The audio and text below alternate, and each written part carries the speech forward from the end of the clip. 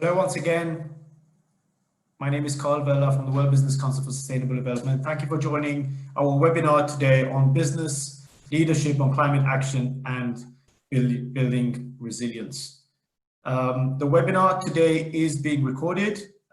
It's forming part of a broader series of virtual events organized by WBCSD in this year of climate action. The WBCSD virtual event series has been kicked off a few weeks ago and is covering all areas of sustainability, looking at how business is taking important action to drive sustainability across all areas of the economy. This session today will focus very much on climate action, climate policy, and in trying to sort of define what business leadership is looking like in this year of important climate action, but also the year of the COVID pandemic and the economic crisis.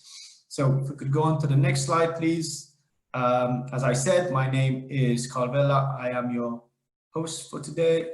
Could we go to the next slide? Yes, perfect.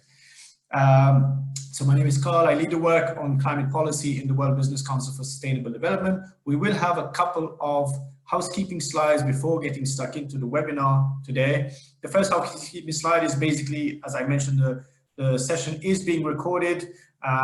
All participants are being muted for obvious reasons.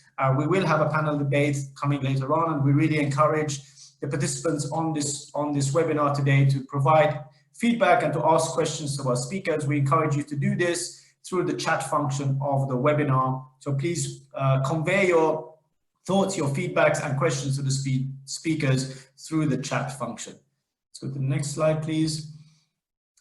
The next slide is our legal obligation to show an antitrust statement. We encourage all speakers to speak freely, but to avoid any discussion in the conversations on this webinar that could have competitively sensitive impacts, such as discussions on pricing and costs, bid strategies, future capacity additions, reductions, customers, and also decisions relating to output. So this is our legal obligation. We see the numbers of this webinar rising. So without further ado, we will jump onto the first Mentimeter question for today. So I encourage everybody on this call to jump to your web browser and connect to menti.com using the code 698384. So menti.com. The password is 698384. And the question there is a question around sort of how did you hear about this event? This is basically a quick survey which we are doing to support our events team who has been instrumental in putting this webinar series together. We encourage you all to give us this feedback right at the outset of this webinar. The instructions are right there on the screen and also in the chat. www.menti.com with the code 698384.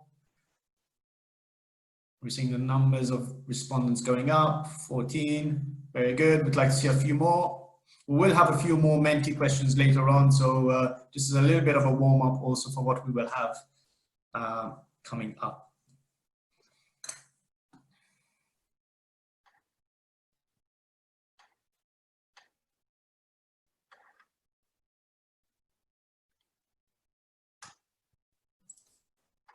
Very good. We're up to 20. We'll give a few more seconds for some people to reply. Should be quite easy. We normally get around half of the people responding to these types of questions. Very good. 24. Excellent. So clearly, most of the people who are on this webinar today have connected or have heard about the webinar from personalized emails. So we thank you all for joining today, and perhaps we can move on. Very good. So thank you, Peter, my colleague from our Natural Climate Solutions team, who is helping us with the Mentimeter questions today.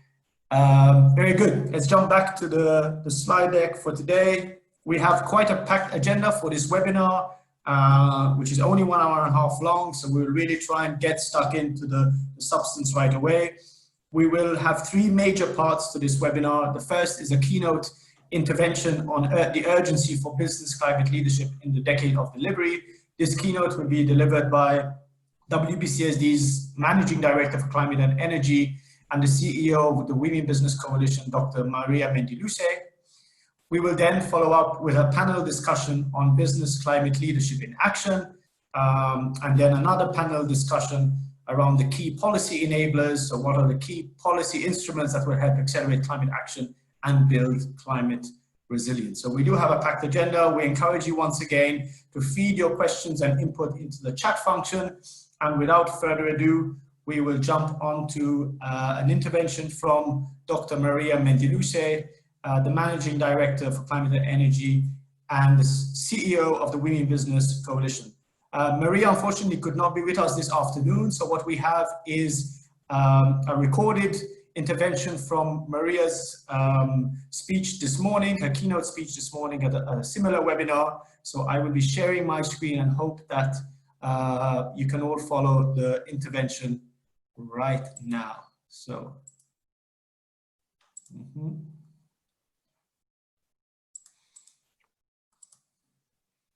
Nice to see so many of you on the screen and the participant list. So as you have seen, I'm transitioning. Well, I'm not transitioning. I'm having a dual hat at the moment. Continue to work on climate and energy, something that I have been doing for WBCSD for the past 12 years. And I have taken this new role of as CEO of Women Business, which is taking most of my time.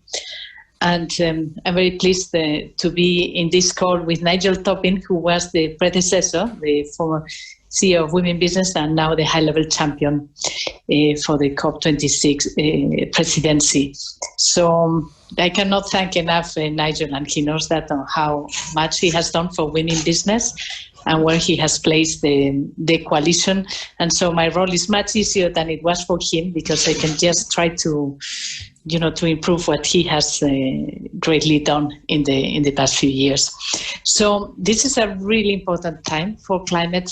So last Friday, the Race to Zero was launched by the high-level champions. Both Nigel and Gonzalo are with us today, and they will help us understand what this Race to Zero means.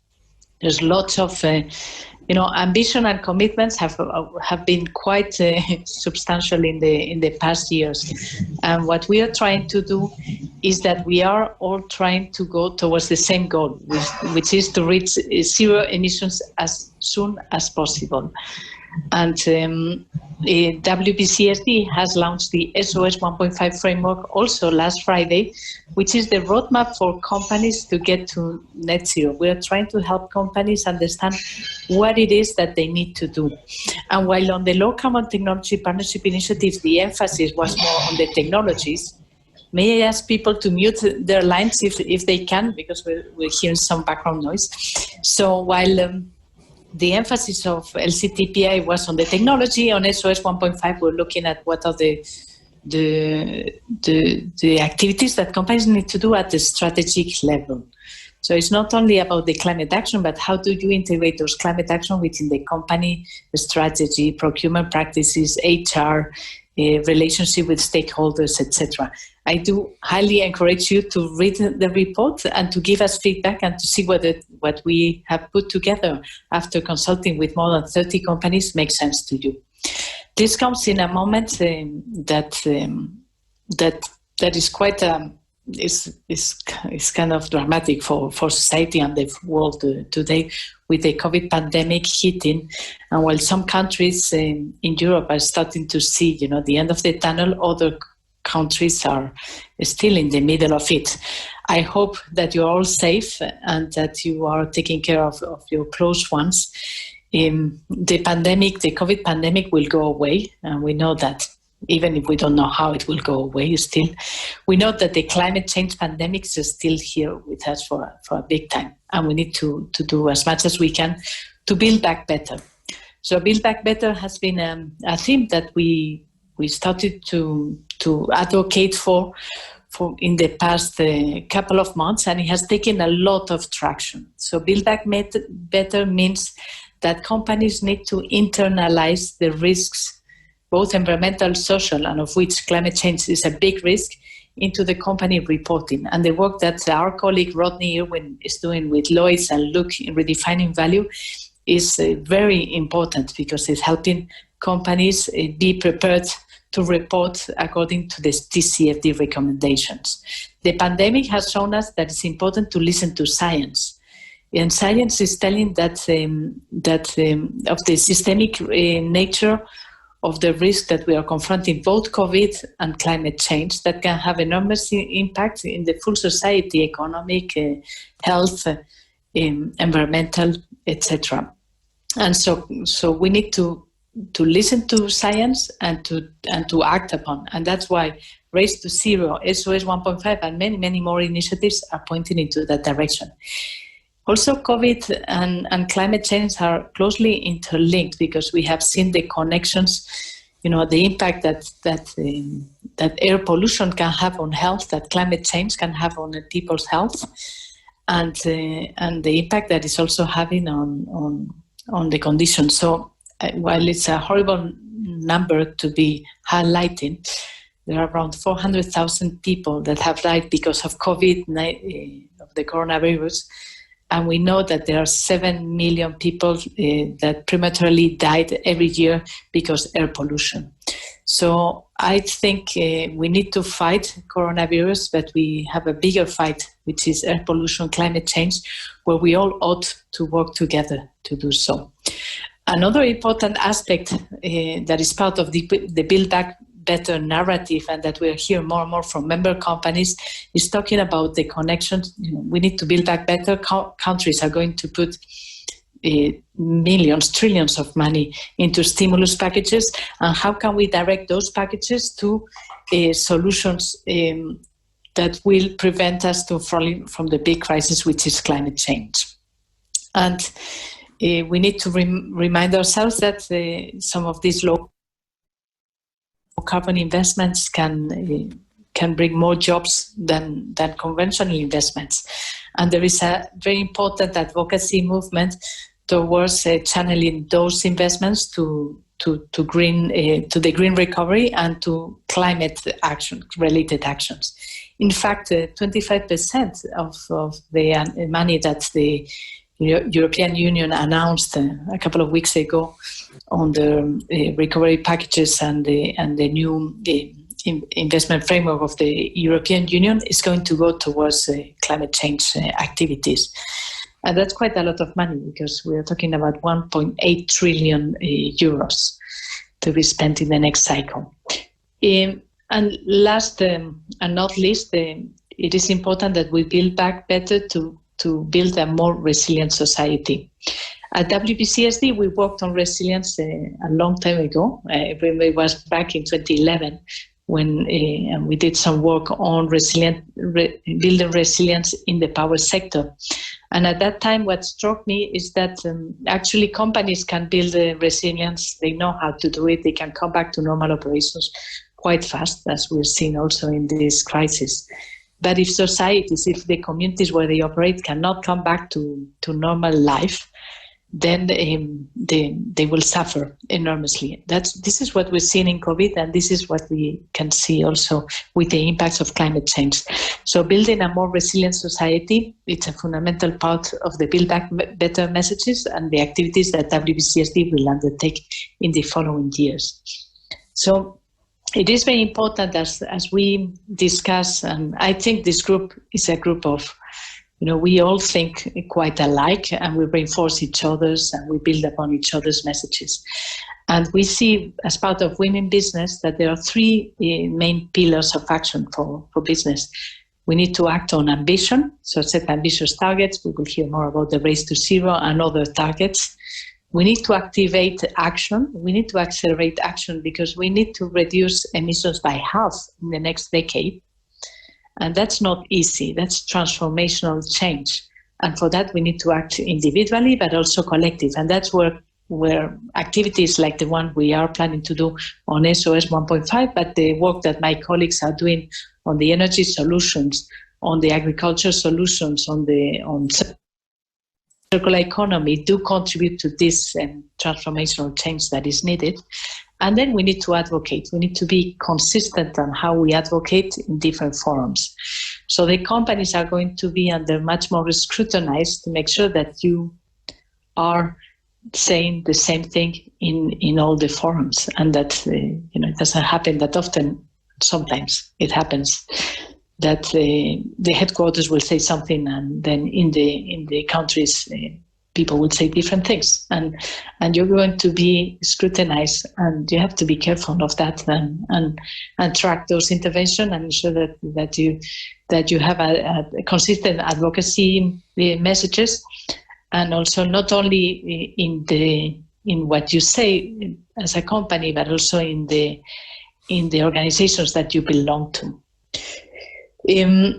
The combination of the three of them, ambition, action, advocacy, is what we call the ambition loop, and what is going to help us go much further and much faster. Yeah, and that's what the world needs. I was just reading my emails, and there is a message from Boris Johnson this morning that is calling for a cleaner recovery. It's just echoing all the messages we have been putting forward on the Build Back Better, and I have heard from other governments that they're pointing in that same direction. So just a thought that I had this morning, I'm not sure how true it is, but looking forward to your reactions, is that actually I think, business, quite a lot of business, or the business that on this call, are quite convinced, many governments in Europe especially, but also in other countries are convinced.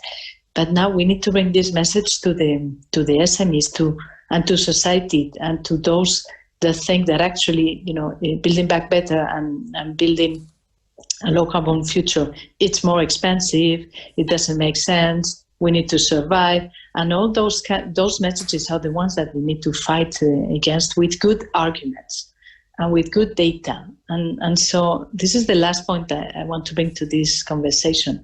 As we work together under the WBCSD policy activity, but also as we unite efforts with Women in Business and other organizations, we need to be much more sophisticated in the messages that we send to policymakers that talk, and to the society that talk to the issues that they're worried about. And the issues that they're worried about is how can we come back after this strong hit into many businesses to normal operations, and do it in a way, as we say, that it needs to fight against climate change, but it needs to also guarantee their survival in a moment where the economic situation is not that great. How can we advance these solutions so that people can see that they can afford these solutions, that they can buy electric cars, that they can buy renewable energy, and that is as competitive as other sources of energy? And how we can make sure that society will understand that that there is no choice, that Build Back Better is the only way forward, and that it makes sense for them as well, for their lives, for their lifestyles, for their well-being. So I'm looking forward to the discussion today.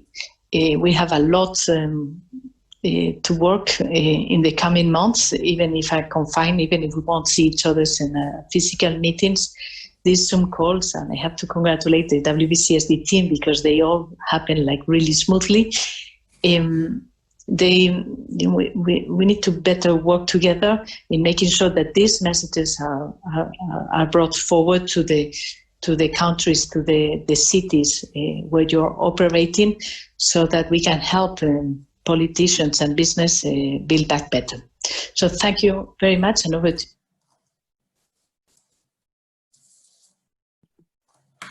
Thank you very much, everyone, for following that intervention from Maria Mentiluce.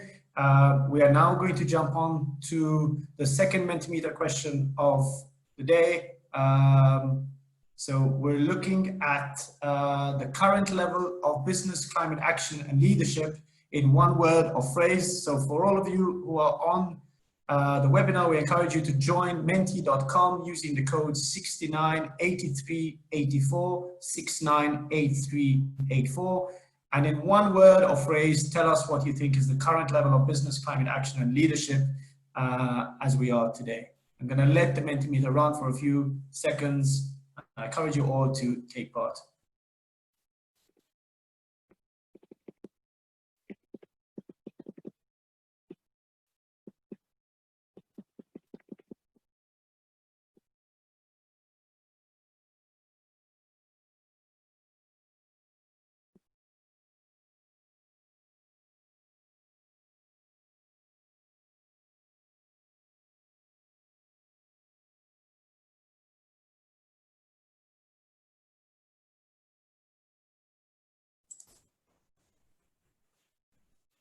We're seeing quite a few inputs coming in. We're up to 16.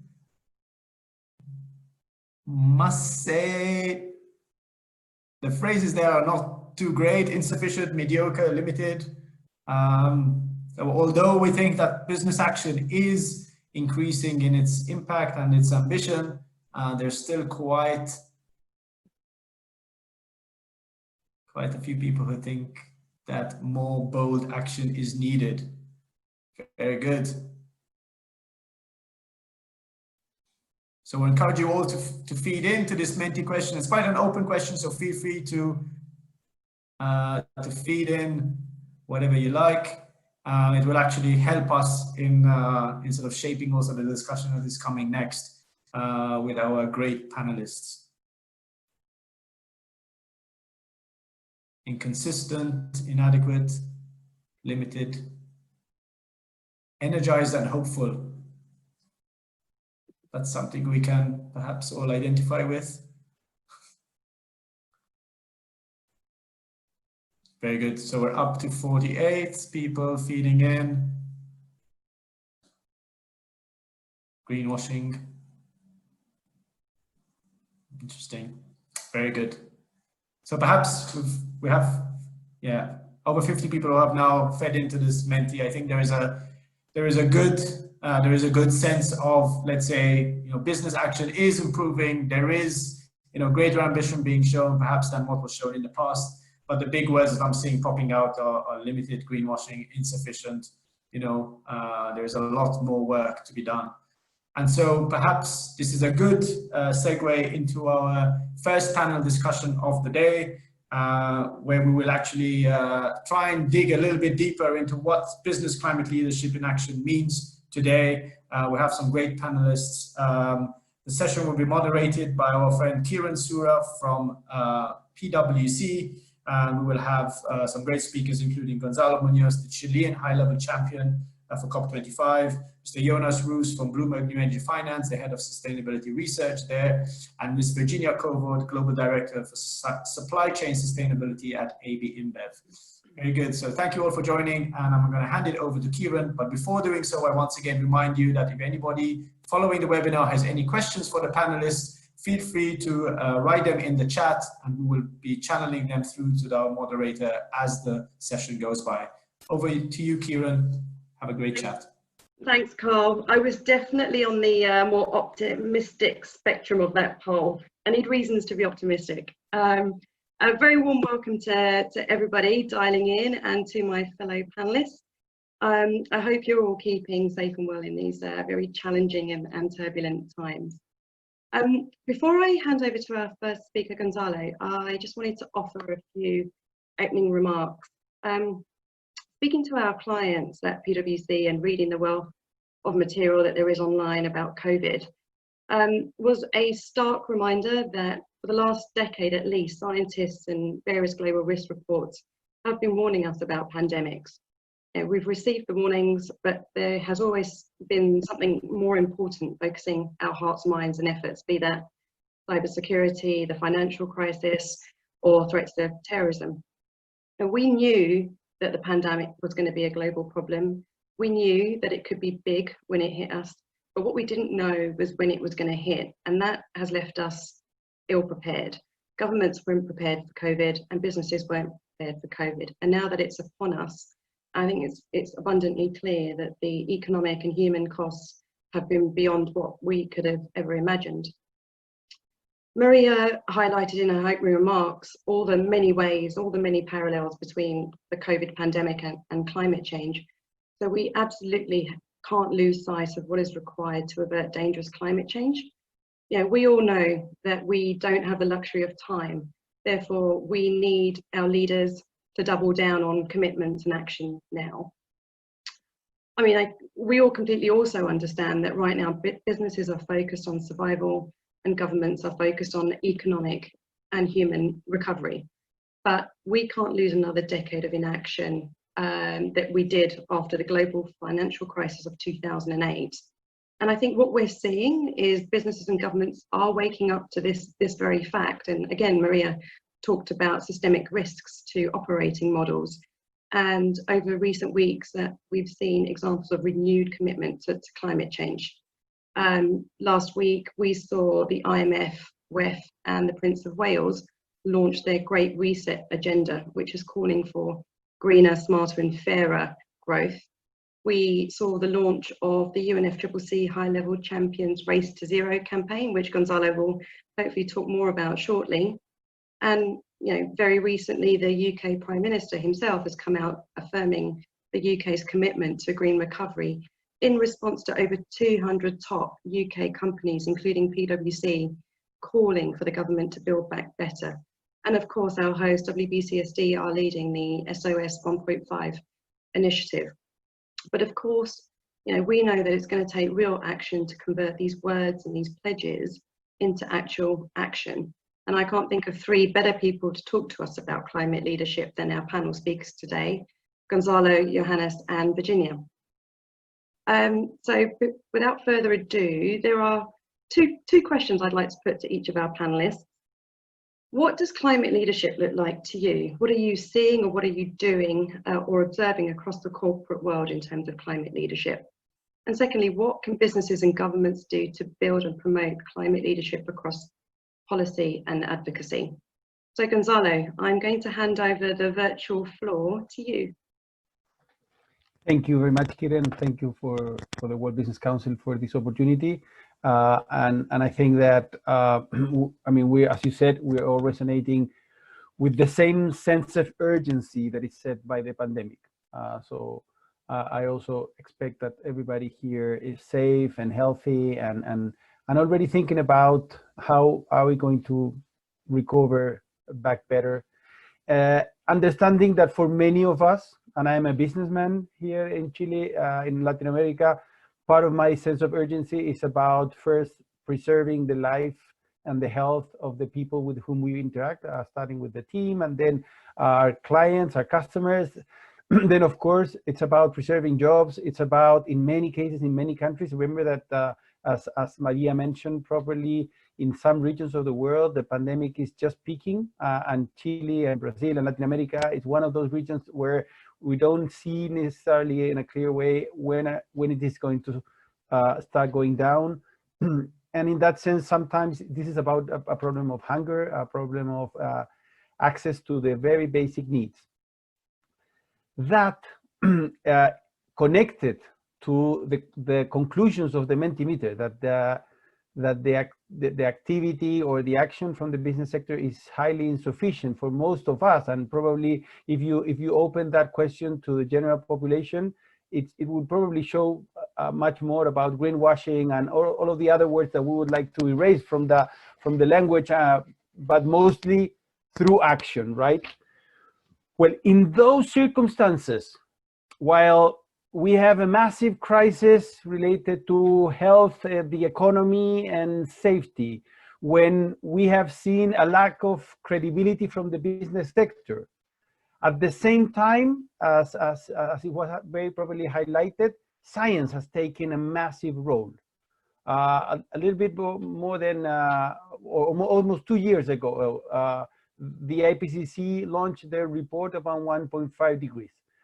And that was a North Star. That was fundamental, not only because we all need science, and as you can see in these days, not following science represents such a massive risk. The report from the IPCC was properly taken by what we should call now the coalition of coalitions, the Climate Ambition Alliance, back in September 2019. Last summit from the Secretary General, we all came with a conclusion that we need to follow one single target. That's a 1.5 degrees, meaning we have to be carbon neutral at least by 2050. That coalition, the Climate Ambition Alliance, is not necessarily something that you have to do beside of what you have been doing. The World Business Council was fantastic on setting all of their efforts very naturally into the same objective, working with women business, working with science-based targets, setting exactly the same thing that they're doing, but with the capacity of working with others, working with the United Global Compact, the United Nations Global Compact, working with the World Economic Forum, working also with cities, with regions, even with, of course, investors and countries. In September last year, we launched the Climate Ambition Alliance with a number of parties, 66 at that time. It was, I don't remember correctly, but 83 businesses, 102 cities, and $2 trillion in terms of investors. We then worked with that coalition, with the Climate Ambition Alliance, to COP25, where we had the capability of increasing the number quite high. Like we reached COP25 with 121 parties, meaning 66% of the world in terms of the number of countries. Of course, not the big emitters, not necessarily the big ones that we require now, but the European Union, for example, was there. And then we reached 786 businesses, 398 cities, 14 major regions of the world, and we reach up to $4 trillion in investments from the Asset Owners Alliance. We took that and we started working towards to increase it for a bigger number at COP26. That was one of our main goals with Nigel when we started working together in January or February this year. Then the pandemic came, and of course that meant that we had to set the conditions for adopting the right language, and trying to find what was the right moment to launch our campaign, to tell the world everything that we're saying here, that it is connected, that there's a correlation between the pandemic and climate, that climate is a much bigger curve that we need to flatten as well, that we need all there. So we launched last week the Race to Zero campaign on the idea of everybody looking for a way to reach zero emissions as soon as possible, at least 2050, but knowing that there are many that are already doing so. Last Friday, we launched the Race to Zero campaign and actualized the numbers of the Climate Ambition Alliance. Still have 121 parties. We will update that at COP26. But now we have almost 1,000 companies, 992 companies, 992, right? 449 cities, 21 major regions of the world, 38 investors representing $4.72 trillion. And now we have 505 universities. Great numbers in terms of increase, 65% of increase during the pandemic. But wait a minute, those numbers represent 53% of the global GDP. 53% of the global GDP is actually committed to net zero emissions by 2050, the latest. During the pandemic, in a moment when we still haven't increased the credibility of the business sector, in moments where even multilateralism is on strike, we have a massive opportunity on collaboration. We have a massive opportunity when we find that unique goal that puts us all together. That goal is called 1.5 degrees, and that is working. The need of bringing SMEs that Maria was mentioning through the ICC, we're working with them, through B Corps, we're working with them. It's a massive opportunity. Even, as I said, bringing new categories like we did with the universities, it's a massive opportunity. We can do much more. Our commitment with Nigel is to increase this number by 10 towards COP26. And we will set some milestone. The next milestone is in November. We call it the Race to Zero Dialogues, and we will hopefully develop some great moment with the World Business Council as well. But what is important is that everybody should be invited to work, even in the pandemic, and connected with the pandemic. You mentioned it properly. We have now the need of bringing the financial sector in a better way to measure risk through resilience, create a system that is much more resilient and therefore is much more even profitable and can allow us to develop humanity in a way that is connected to the Sustainable Development Goals. So we only see opportunities now, knowing that we're going through a massive tragedy, but we will have to go through this tragedy and learn from it to develop and build back better. Thank you. Thank you, Gonzalo. I mean, it's incredible, the momentum that's been generated through the campaign, which only launched on Friday. Great work, and very much looking forward to the next milestone in November. You mentioned sort of one of the elements of climate leadership is bringing everyone around a common goal and a common target on 1.5, and then the need to bring the financial and corporate world along with us, which is a perfect segue to Johannes. Johannes, if I can bring you in at this point and tell us a little bit more about what you're seeing and observing across the corporate landscape in terms of climate leadership. Yeah, sure. Hi everybody. Thank you, Kieran. I saw that headshot of me earlier, and I'm starting to feel like that might be the last time I either had a haircut or trimmed my beard. So I wanted to offer some thoughts on climate leadership and what that looks like today. And I think there's sort of two categories. There's two sides to this, I think, in my eyes. One of them is strong targets, and the second one is material action. Like today is science-based, aligned to the targets that was mentioned, 1.5 degrees or net zero. That has to be the guiding star. It's no longer a case that targets are just about whatever you think feels ambitious in your case, but rather that it's guided by where you should be going as a business and within your industry. And then material actions that you undertake that are meaningful towards achieving those targets, right? And they're not necessarily the easy ones. They're the ones that are the most material in that sense. And I think what that really means for a lot of business is that requires an investigation into the business model. There's the companies, the science aligned targets and achieving them are straightforward, are not the ones where we are worried about. It's the ones where those targets, it does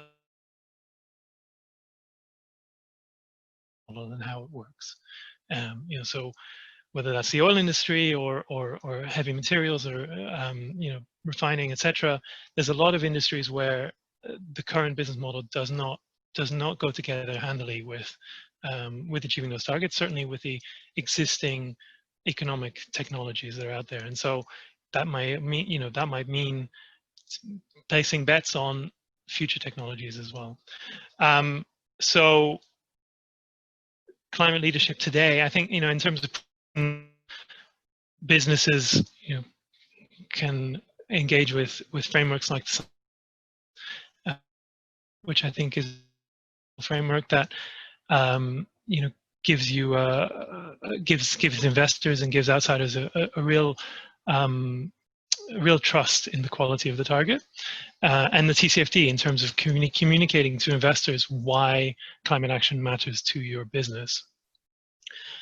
And I think I wanted to sort of reflect on the pessimism that started this this session a little bit, and maybe offer some optimism in return. I think because of the difficulty of some of the things I mentioned of achieving science aligned targets and going towards that 1.5 degree or net zero sort of goal, and how that doesn't run together with a lot of business models and a lot of industries right now, it feels like it's not good enough, and I think that's reflected in what we saw in the poll earlier.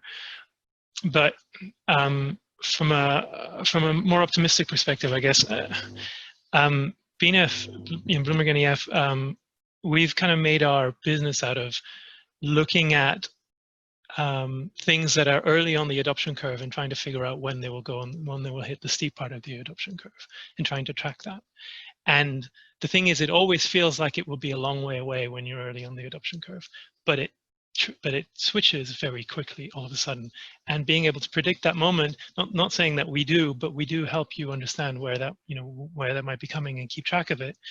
Being able to predict that moment or see it coming is really meaningful. And I feel like we may be in one of those moments now. And actually, one of the most heartening things about what I'm seeing with COVID is that investors have really taken sustainability to mean resilience, and there's been outperformance on ESG funds.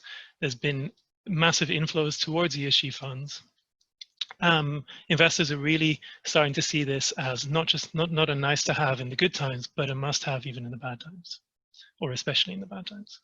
And I think what that will mean is, we've all understood from this crisis what lack of resiliency, or how fragile our system is, and nobody wants to be exposed to that in the future. No investor really wants to be exposed to that in the future, and there will be increasing understanding of that. And so there will be greater push, I think, towards climate action and leadership and sustainability more generally as a result. Great, thank you, Johannes. I think we had to turn off your camera there because we had a few sound issues, but thankfully we managed to sort of hear the substantive part of your intervention, so thank you. And I think it's a really interesting point that that you've made about sort of forcing businesses and corporates. COVID has forced them to review their strategies and reevaluate the just-in-time business models that underpin a lot of operations to moving to just-in-case models.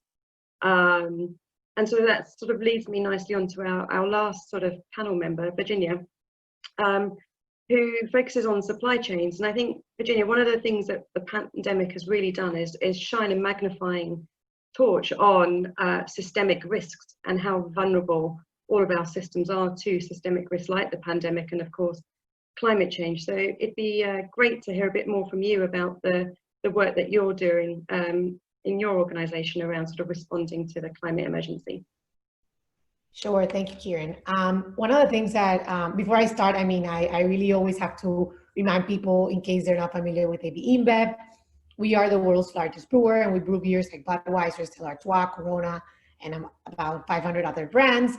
And as you know, beer is made out of natural ingredients. Beer has barley, water, hops, right? Rice and corn and other adjuncts at some points.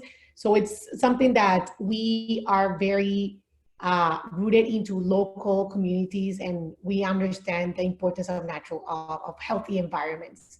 So our CEO says it very well. Sustainability is just not a part of our business, it is our business. We are in the business of sustainability, and we need local communities to thrive. We need healthy environments to actually have our crops.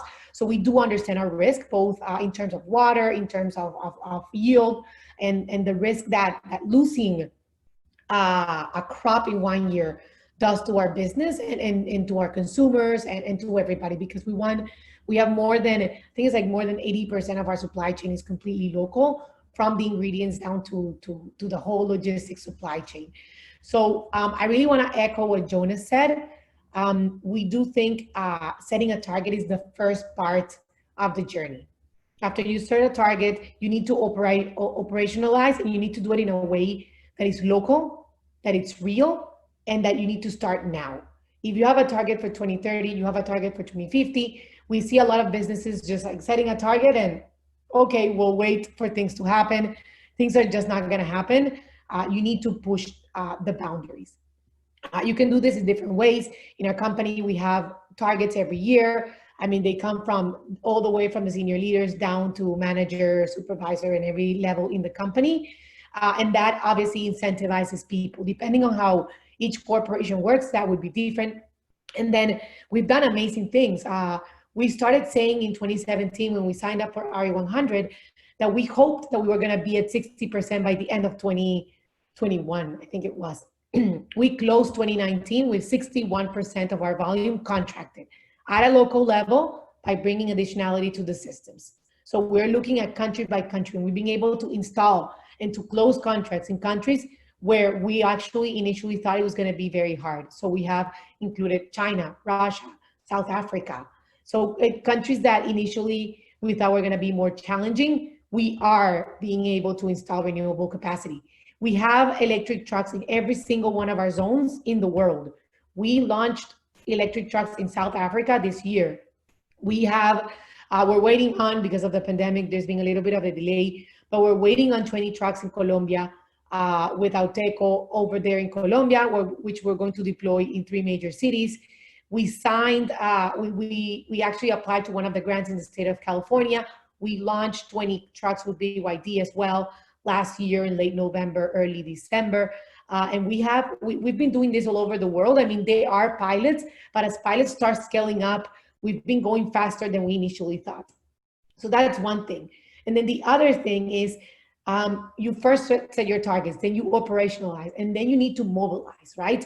So one of the things that I'm doing is, okay, we need to collaborate with our suppliers. When we started working with our suppliers, we started one-on-one conversations, we started signing contracts, but what does a contract say? You're gonna set a target and you're going to have a reduction year over year, and then what happens in 2025 if the supplier doesn't reach the target, you know, or 2030?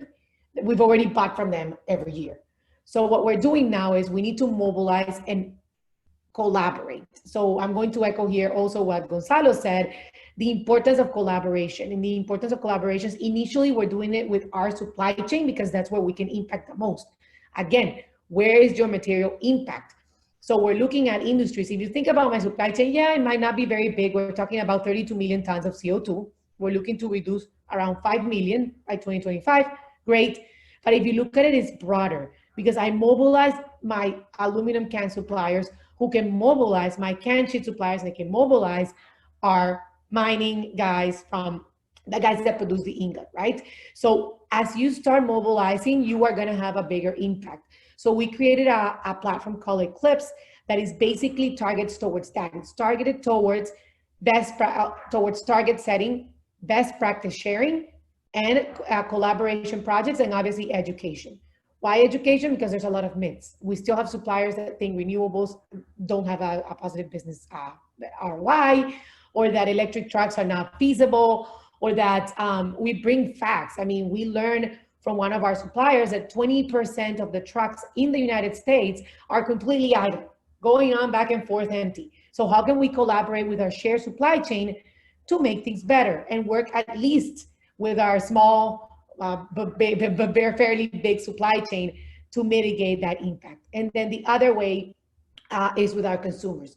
So consumers have a strong voice, and we use our brands for that. So Budweiser, who's our very big champion of renewables, I don't know if many of you saw either the Budweiser commercial or the guy throwing himself from the windmill, which was a stunt with the 100% logo. So they're championing our climate action agenda through renewables. They do champion all of climate change and climate action. They're doing it through renewables because it's something that the consumer is much more tangible with. And we made a statement. So a brand like Budweiser making a statement, putting a stamp saying this is brewed with 100% renewable electricity, is teaching the consumer you should choose renewables. Choose renewables because it's gonna be better. And look for those brands that are doing that as well. So I think that's kind of like on a very summarized version, how we are making action, how we're operationalizing and making an impact on climate change. Thanks, Virginia. I mean, fantastic to hear everything you're doing, and especially that, you know, you feel that through the pilots you're going faster than you ever expected to bring a very important product into our homes. So thank you. And I, you know, on a more serious note, I think you've picked up a really important issue here, which is, you know, as businesses, we all have leverage over our suppliers, both upstream and downstream. And I think it's really important to sort of encourage greater sort of action and awareness through our supply chains. That's really great. We are running a bit short on time, but I'm going to take 1 or 2 questions for our panel, and we've received one via the Q&A, and it's about finance. And I think we're all aware that we have a significant finance gap to meet, but this is about incentivizing capital flows and the disconnect between the private returns that financiers need to see and the global commons, the issues that we're trying to sort of close the finance gap on. And how do we do that? How do we get capital flowing and address the private return on investment hurdle that financiers are facing? I don't know which one of our panel members would like to take on that question. Gonzalo? Well, I assume that definitely is for Jonas, but as he's got the camera, I'll react until he opens the camera or his mic. The point for me is so much related to risk management.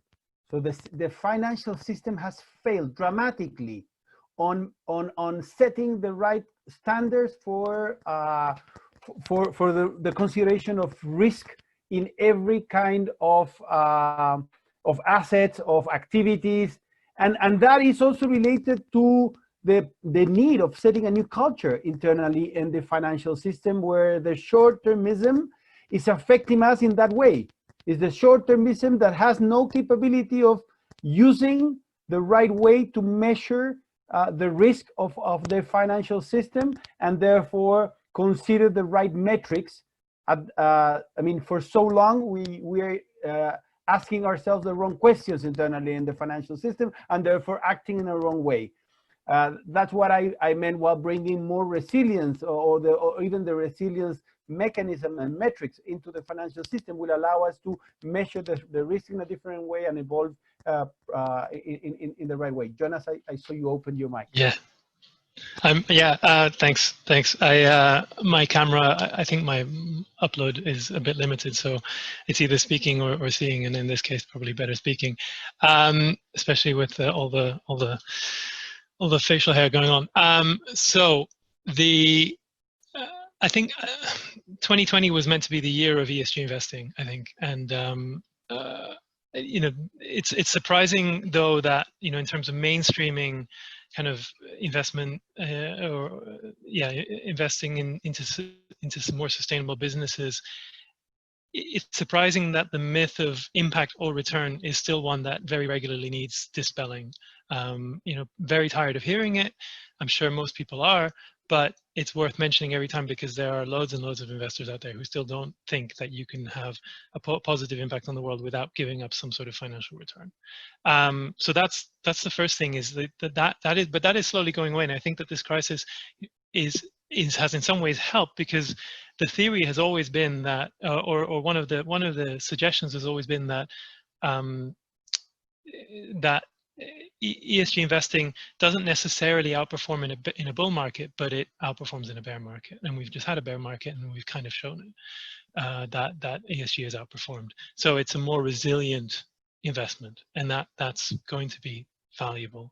So that's one thing. And I think the other thing is, it's just data. You know, investors need data in order to make decisions, and the data is not that great. It's not that comparable. It's not that standardized. You know, there's still a lot of work to be done on better data, more useful data, more comparable data, etc. But it is very rapidly becoming the case that investors are using all kinds of non-financial data in order to help them make decisions. And, you know, we can only help make that whole process better. And I mentioned TCFD earlier. That's one where the data in particular for TCFD is very difficult to compare, right? There's no real standardization there. And you know, that will get figured out over time, and it will get better, and then people will make decisions on that as a result. And I think that's sort of how it will go. Thank you, Gonzalo and Johannes. Great words to bring this session to a close on. So thank you all for your interventions. And I apologise to anyone whose questions didn't get answered, but hopefully we can leave them up there and possibly circle back to them at different parts of the rest of this event. So that just leaves me to bring this session to a close.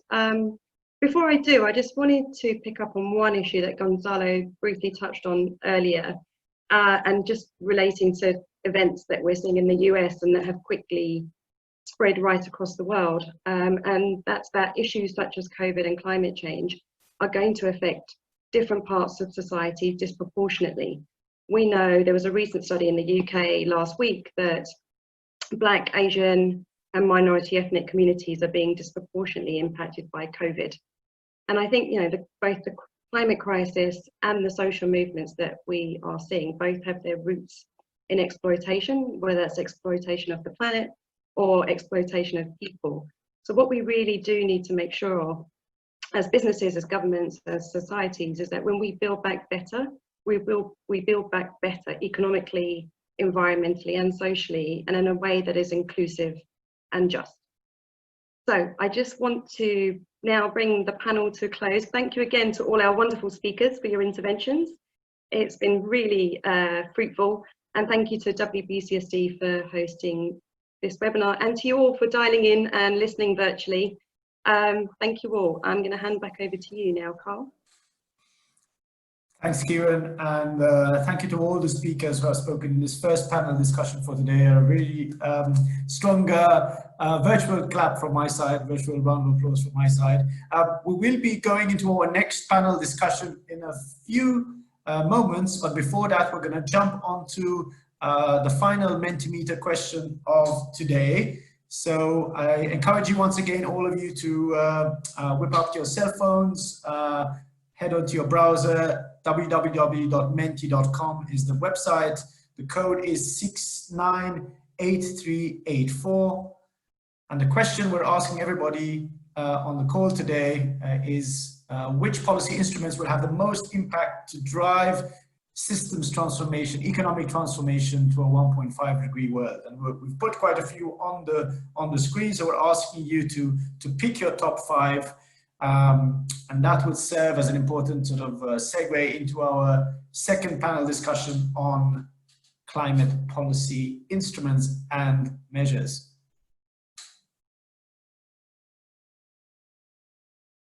So here we go. Very good. 4 people replying. We want to see those numbers going up. They're going up quite quickly. Oh wow, quite a spread. We have not seeing one of them going into the lead yet. Circular economy, carbon pricing. Carbon pricing is in the lead. What else? Natural climate solutions is getting a few.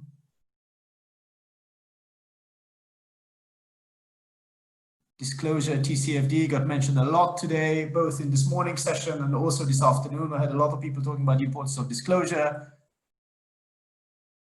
Sustainable finance, excellent. We're up to 25 respondents. We'd like to see this going up a little bit more. Once again, www.menti.com, and the code is 698384.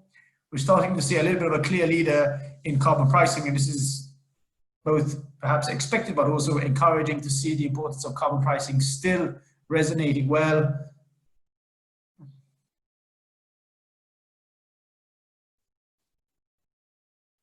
Eliminating fossil fuel subsidies and carbon pricing, I like.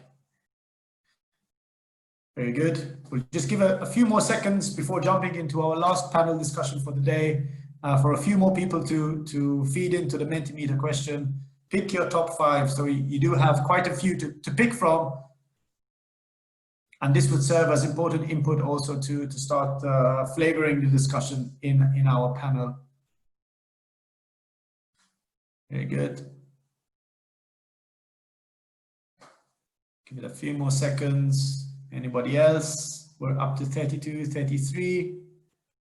Very good. So we see quite a clear sort of leader in terms of carbon pricing, but we do see that everybody has actually, all the policy instruments have somehow got some level of support from the people on the webinar. So we don't have any of them that were not considered important, even in a top 5 scenario. So really, we're seeing that many different policy instruments can have a role to play in particular geographies or particular sectors.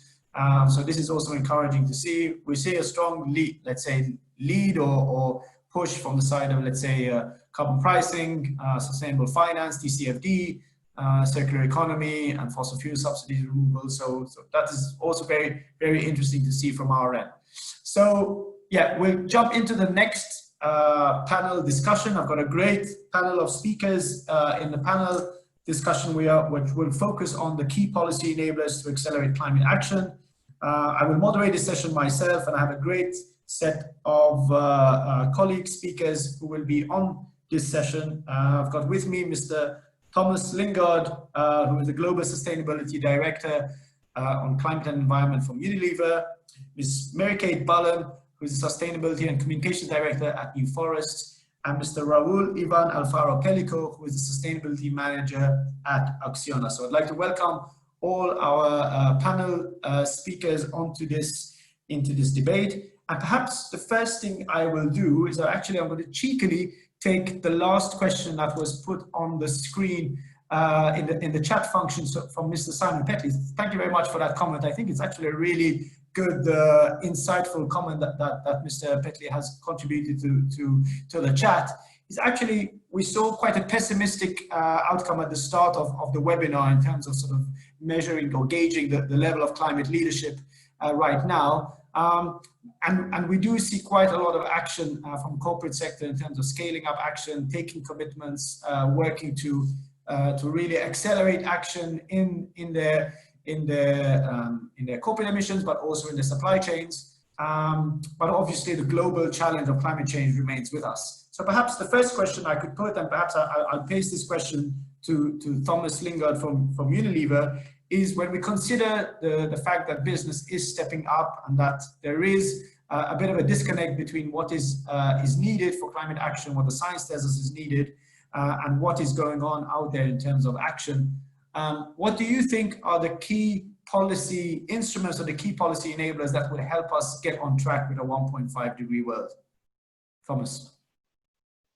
Thank you, Carl, and good afternoon, good morning, everyone. I was really happy to see such a broad-based response to that last question. I hate questions like that.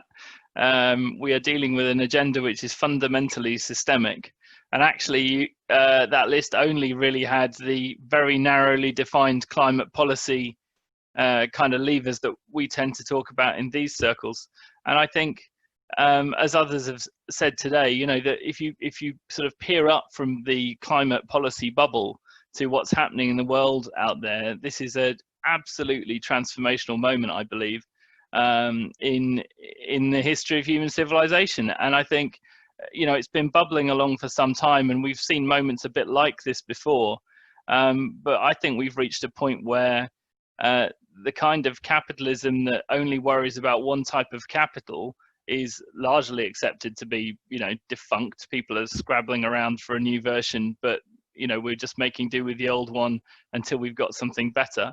You know, if you pay close attention to what's going on, you had China drop a formal GDP target for this year, basically to focus on more important things. You've got, you know, massive bubbling up of, you know, decades, if not centuries of racism and in social inequality, that people are finally saying, look, we've just had enough. This isn't working. The system's not good enough. And this kind of rather strange period of lockdown is prompting people all around the world to really become more aware of their connection with the natural environment. You know, I spoke to colleagues in India last week, and they say that, you know, people living in the cities have never seen air that clean. They didn't think it was possible. It's opening people's imaginations and hearts to what a different future might be like. And I think, you know, we've got to get out of the climate policy bubble when we now start to think about where we should push in trying to get the necessary policy reforms. You know, you've got universal basic income being rolled out. There's so much going on that was just totally unthinkable 3 or 4 months ago. And I think these things are playing on each other and creating a real window of opportunity to do some very different kind of thinking. So in a minute, we will dive into a conversation about whether carbon pricing is more important than fixing Article 6. But I do think we should recognise that our biggest risk here is being under-ambitious and uncreative in how we think about what a good climate policy response looks like, and how we work to join up the kind of issues that this community tends to work on with the broader societal shift that I think is happening all around us. Let me stop there, because we can get into the policy measures later. Otherwise, I'll do a monologue.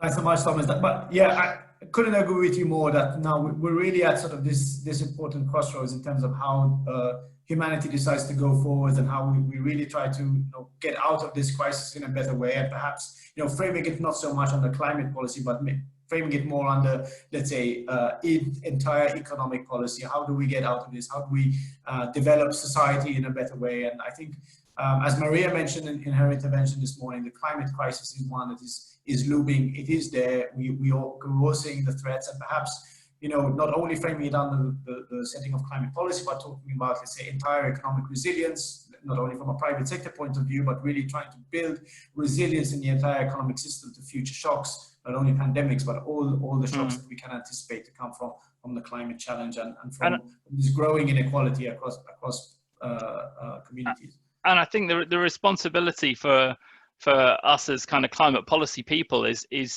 for us to do that hard work to reach out to other policy silos and find the connects. You know, if you look at how nutrition policy plays into food and land policy, you know, incredibly important what governments can do on diets. You know, if we get more on dietary shift, we'll relieve pressure on land, we'll support, you know, reducing emissions through deforestation. They're not typically put in a climate policy bucket at WBCSD or any other organization, but could be really transformational. You know, gender, land rights, human rights policies, all supporting the same kind of outcomes that we want. And I think, you know, when the SDGs were created in 2015, it was very carefully designed by the Secretary General's team as a kind of integrated agenda, and it took about 5 minutes for it to be chopped up into 17 different agendas, each with their own logo and icon, you know. So we love putting things in boxes, and I think we need to recognize that we're not brilliantly wired as policy people to deal with systemic challenges. We like to focus in and find the logical, you know, little box that we can deal with. Fantastic. Once again, thanks Thomas for that intervention and a follow-up as well. I'm going to turn to Mary Kate from New Forest.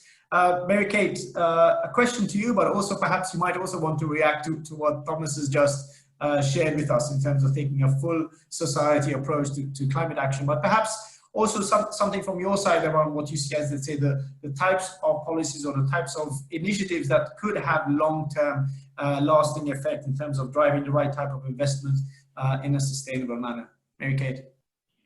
Sure. Thanks, Carl, and thanks, Thomas, for kicking off our discussion. Just for everyone's background, I think folks know who Unilever is, but might not be familiar with who New Forest is as a business. So we're a sustainable forestry investor based out of Australia. I'm talking to you from California today. And as I think the sole voice on today's session coming from the US, I do want to say this is, you know, a very timely watershed moment for our society in many ways. And what's striking me in listening to Thomas is that I think we're acknowledging that the challenges we face are systemic. But what I want to underscore in relation also to Simon's nice question is the solutions are systemic, and we need to be really thinking in a truly integrated way. And I do sincerely hope this is a watershed moment where we can really think about all the types of works that we're doing as individuals and how they come together, whether that's on environmental issues, social issues, economic issues, and really understand and embrace that they're intertwined and that we need to be thinking in an integrated fashion around them. From New Forest's perspective, you know, we are focused very clearly on forestry and land use, and those things are inextricable from human existence and society and the way that we use natural capital, things that it brings us, whether that's physical sustenance, food, if it's the fiber and fuel that we use to literally power our lives, or if it's even just the spiritual elements, the recreation that we get out of the natural world. I think we need to recognize that all of those things play into the climate picture as well. And as we're thinking about not just climate solutions from a how do we get out of the greenhouse gas problem, but how do we get into a more sustainable economic system problem, that natural climate solutions are a really big part of that. Brings us to the carbon pricing topic. If I could have caveated some of those answers, I would have, and I would have put a meaningful price on carbon first, because what we need is not a token price on carbon. We don't need a fragmented price on carbon. We need a consistent, meaningful global price on carbon so that businesses and societies across the world can act together. I think we've seen this really clearly in our work. We're working in 3 different regions from New Zealand, Southeast Asia, and the US. And here in the US, under California's climate leadership, we do have a strong price on carbon that allows forestry and land use to play into solutions to the offset side of things. And we've seen that forestry has actually been able to provide the largest portion of mitigation into that offset market. By contrast, in Southeast Asia, where we're working in the tropics, which are still continuing to face massive climate problems in terms of ongoing deforestation and inefficient land use, forestry has not yet been a meaningful part of the solution because there isn't a carbon price that's meaningful for it. And it's restricted to a voluntary carbon market. I think WBCSD has given me, frankly, quite a lot of hope. And again, going back to our nice question from Simon, where is there hope? Where are there positive examples? We're seeing that businesses stepping up around natural climate solutions and businesses willing to work towards putting a price on carbon where governments have failed to do so to date. And that's something I'd be really happy to explore more in this session, Carl. I think the other types of initiatives and investments that we need to see are, coming back to this issue of social justice, is how are we working wisely with both nature and people together? That those solutions from a sustainable development perspective need to be something that are considering the just transition. I think for everyone who is using the phrase just transition for the past several years, I hope after 2020, when you say it, it'll be well understood. That might be one silver lining that's come out of this year. And as we look towards what it means to be resilient businesses, and resilience was a theme that, Jonas, thank you for bringing it up in the first session, that again, we need to recognize that those solutions are going to be socially resilient, economically resilient, environmentally resilient. And for our perspective of being, land users and folks investing into better use of nature, better use of our soil and our forests, that, fundamentally, we need to be investing in landscapes that are themselves resilient, and that we need to recognize that landscapes involve not just wetlands and forests and fields and farms, but they involve people. And so again, just really coming back to an integrated view of what it means to conserve, to produce sustainably, and to put those pieces together. I'll leave it with that for now. Yeah, thank you so much, Mary Kate. And yeah, I think, some of you might be familiar with much of the work that's going on in WBCSD around sort of these integrated systemic approaches to sustainability. We're not only taking climate as, let's say, a silo approach in terms of the policies, but we're really trying to work across the programs in WBCSD, looking at nature-based solutions, look at energy solutions, look at circular economy principles and how they're being applied. And I think a lot of what you said, Mary Kate, they're really resonating with our approach as well, is that we can't only look at these solutions only from a, let's say, GHG reduction point of view as well, but we need to look at sort of the impact that they're having on societies, looking at the downstream, the supply side, the demand side of these types of solutions. They're really looking to see where businesses, sectors can work together across systems to really drive the types of change that we need to see happen to get us on track with 1.5 and in general moving towards the sustainable development goals as a whole. We do have a third speaker with us today, Mr. Raul Alfaro Pellico from Acciona. Raul, very nice to see you here. We'd like to sort of ask you to contribute also to the discussion and perhaps share with us some of the policy tools that Acciona is looking at in terms of what a greener resilient recovery could look like, the role of finance, and how Acciona is actually engaging in these types of initiatives. Raul, over to you. Thank you, Carl, and thanks to the World Business Council for Sustainable Development for inviting Acciona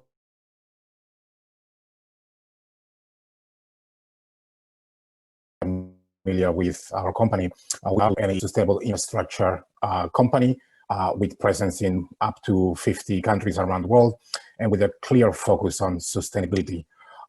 One key aspect that I would like to highlight in regards to policy enablers is that indeed there is a need to address the three key areas that Maria mentioned at the beginning, the advocacy, the ambition, and the action. I would say that there's a lot of things going on the advocacy front, for the past 3 months, perhaps 3 months ago, as a business, at the business level, 3 months ago, maybe green recovery was something that was seen with a bit of like apprehension. Even using the word opportunity was considered a little bit of too risky 3 months ago. Right now, after a number of initiatives from the United Nations and also at the European Union level, and also for us in Spain, where our company is headquartered, we have seen significant climate policy movements. Spain, a few weeks back, rolled out a climate change law by which emissions should be zero by 2050. So there is advocacy that is leading to policy action. I think what needs to happen is we on the business side, we also need to raise a level of ambition. I've been hearing the debate regarding lack of clarity over ESG risks and data, multiplicity of targets. However, I think there is also the possibility that companies can just decide to take the lead. In other words, at Acciona, for example, we have decided to be carbon neutral since 2016, and we have maintained that decarbonization path.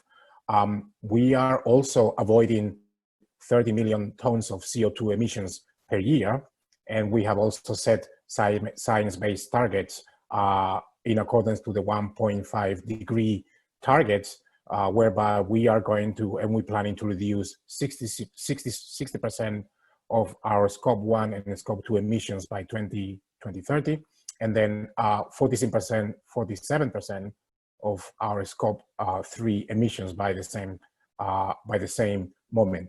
Now, what is driving this very strong and aggressive decarbonization agenda is using policy tools like the Task Force for Climate-Related Financial Disclosures, carbon pricing, the European Union taxonomy.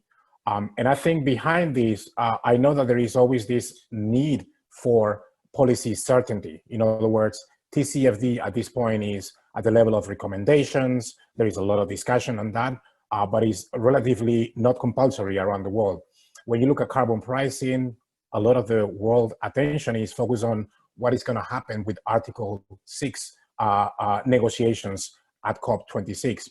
And then when it comes to the European Union taxonomy, while you are maybe aware that there is already a taxonomy for climate change activities, this is not enforceable until 2022.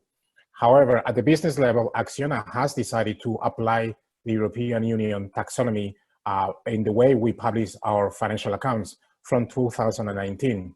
What we're trying to do in applying a policy tool that is not yet enforceable is to provide this clarity to investors and address these questions of greenwashing and also uncertainty over how to measure ESG.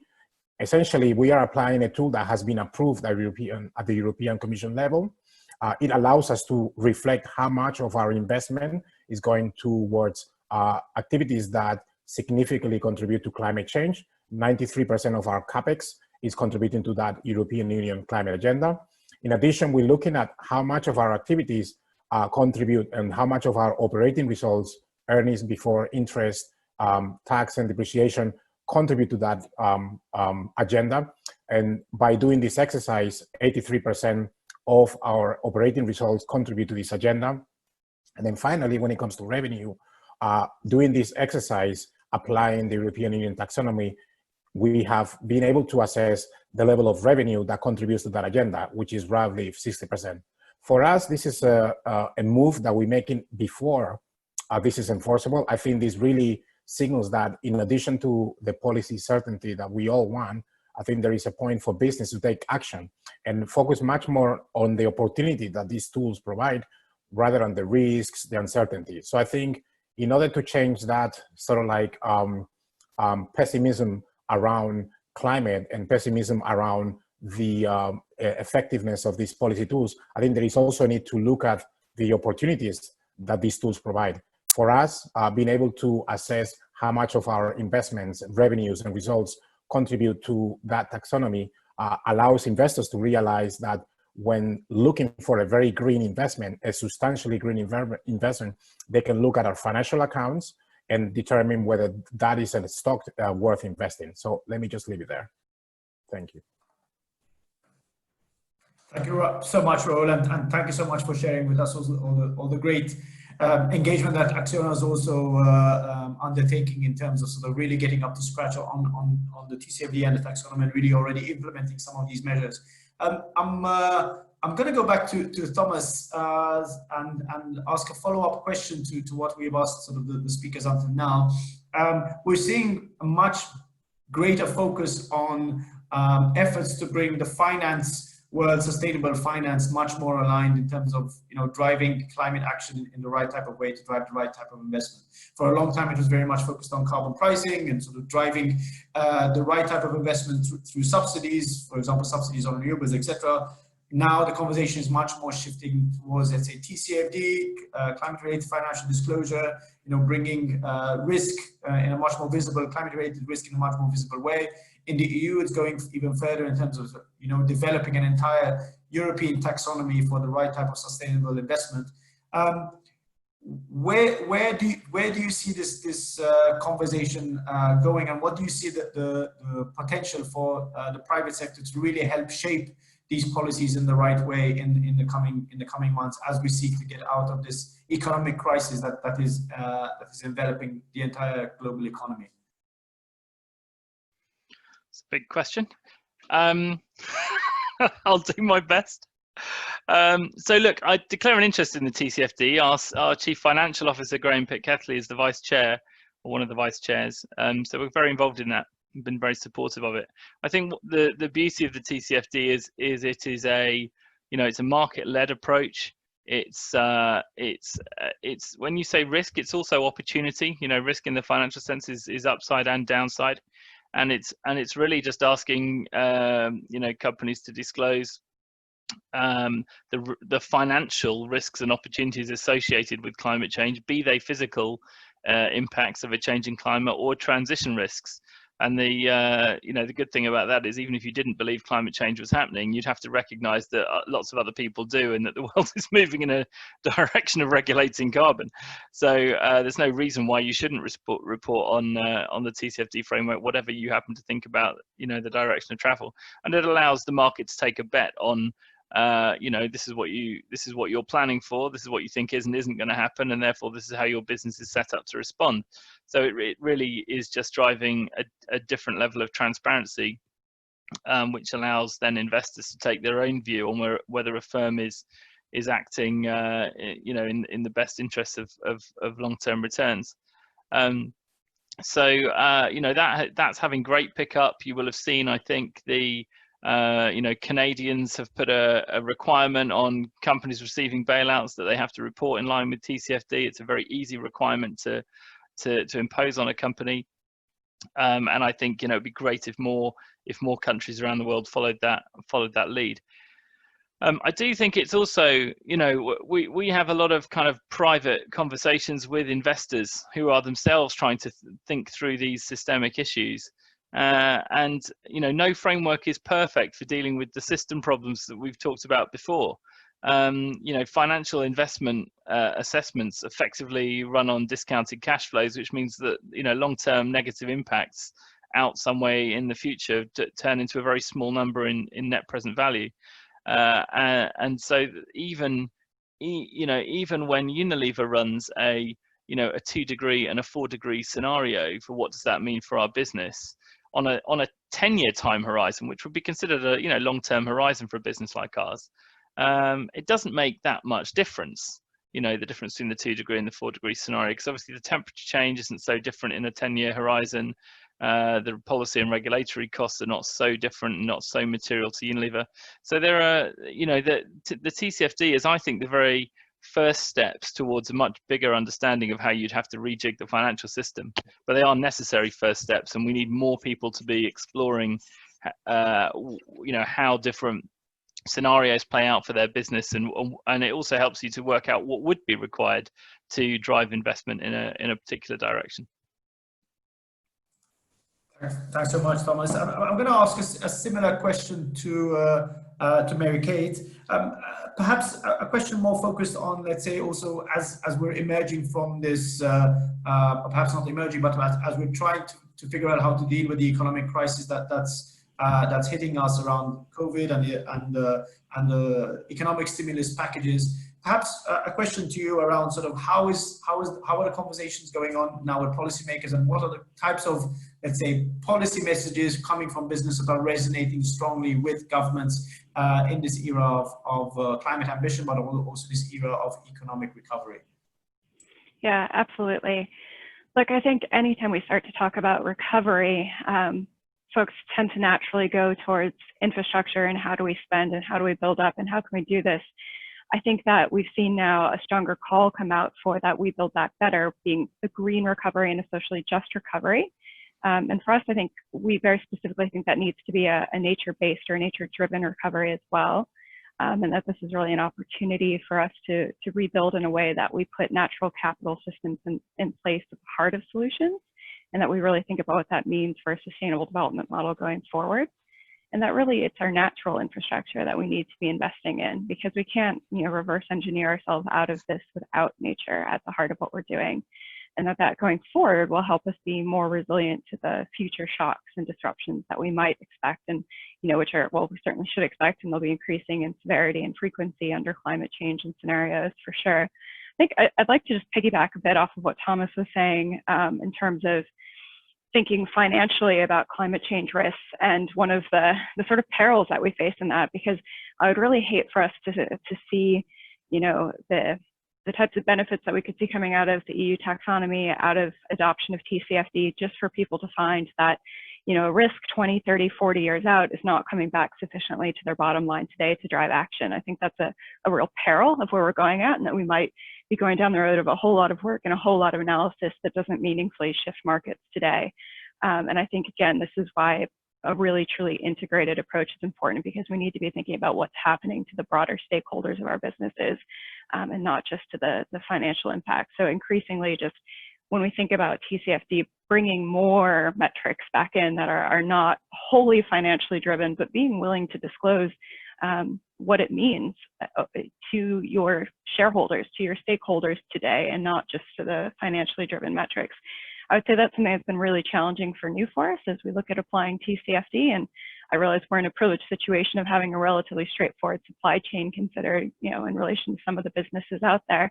But even for us, it's extremely challenging to say what is an analysis or scenario analysis that can help us drive business behavior. What type of scenario, what type of metric actually helps us make different decisions today, knowing that, there's so many unknowns between what it takes to get from a scenario in 2020 to 2050. And we're actually looking at 2070 for our long term. So for us, long term is long term, and there'll certainly be major changes in the world, but thinking about this from a systems approach again, there's so many variables that it becomes almost paralyzing to think about what this means.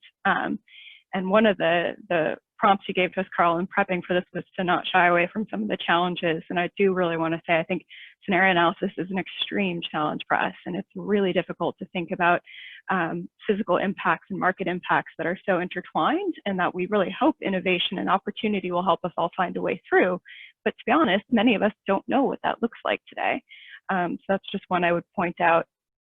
And the other, and this is going back a bit to Raul, it's great to hear what Acciona is doing around this and really owning both the risks and the opportunities that are coming through. I want to say, I think there's tremendous leverage in the taxonomy itself. And so consider us, we're a business, none of us are in Europe, but we have clients in Europe. And when a client wants you to start reporting about something, guess what? You will. And this is where government has an opportunity to lead well beyond its borders because of the interconnectedness between our financial systems, and that there's a really tremendous opportunity for leading governments to really lift up the baseline of how financial markets are moving money. Fantastic. Thank you so much, Mary Kate. And that last comment really resonated, that I think a lot of the voices that we're hearing from business are really moving in that direction. There is so much interconnectedness, supply chains, reporting, etc. that, we're seeing these voices emerging more and more about the need to take sort of entire economy approaches to solve some of these systemic challenges. So I realize we've run out of time. I really want to thank all our speakers, some great interventions there. We had a really great panel this morning, great panel this afternoon too. So thank you once again from WBCSD side. I want to remind everybody on this webinar, these webinars are being recorded. The recordings will be made available on the WBCSD website in the coming days, along with the presentation slides. And we really look forward to engaging with you. Please feel free to share these links and these recordings with your colleagues, and to share with us any thoughts also after this webinar. The conversation continues. There will continue to be debates around these issues. There will be an important webinar happening later on this week on Wednesday, which WBCSD is supporting. The webinar will be hosted by the International Chamber of Commerce, and that will see an important discussion around why climate action is still everybody's business. We will see both climate champions there. Maria Mendeluce will be there as well. So we encourage you. I've put the link to the webinar in the chat. I will just link that again for those people who are interested in following that discussion. From my side, I'd like to wrap this up. It's been a great day. Thank you once again for joining, everyone. Please stay safe, and I wish you all a great continuation of your day. Thank you to everyone. Thank you to the speakers. Thank you to our colleagues who put this together. And I wish you all a great day. Thank you very much.